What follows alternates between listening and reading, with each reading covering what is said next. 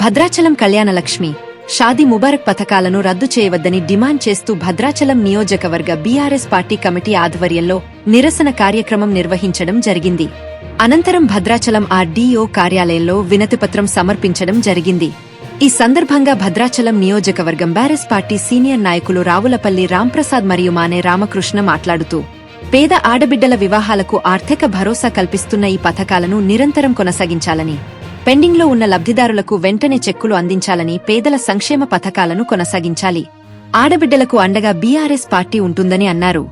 ఈ కార్యక్రమంలో భద్రాచలం నియోజకవర్గం, చర్ల, దుమ్ముగూడెం, భద్రాచలం మండలాల పార్టీ నాయకులు, ప్రజాప్రతినిధులు, మాజీ ప్రజాప్రతినిధులు, మహిళా నాయకులు, కార్యకర్తలు పాల్గొన్నారు.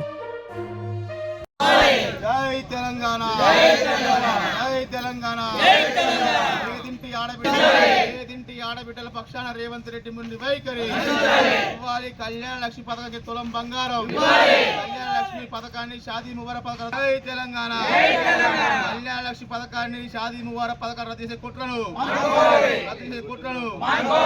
కాంగ్రెస్ ప్రభుత్వం, రాష్ట్ర ప్రభుత్వం కళ్యాణ లక్ష్మి మీద, షాదీ ముబారక్ మీద హైకోర్టులో బిల్లు పథకాలను తప్పించగానే తక్షణమే అమలు చేయాలి. కళ్యాణ లక్ష్మి పథకాలని తక్షణమే అమలు చేయాలి. కళ్యాణ లక్ష్మి పథకాన్ని కేసీఆర్ పేదింటి ఆలోచనలు ప్రకారం కళ్యాణ లక్ష్మి పథకాన్ని కాంగ్రెస్ ప్రభుత్వం పేదింటి ఆడబిడ్డల పక్షాన నిర్లక్ష్య వైఖరి, పేదింటి ఆడబిడ్డల పక్షాన నిర్లక్ష్య వైఖరి.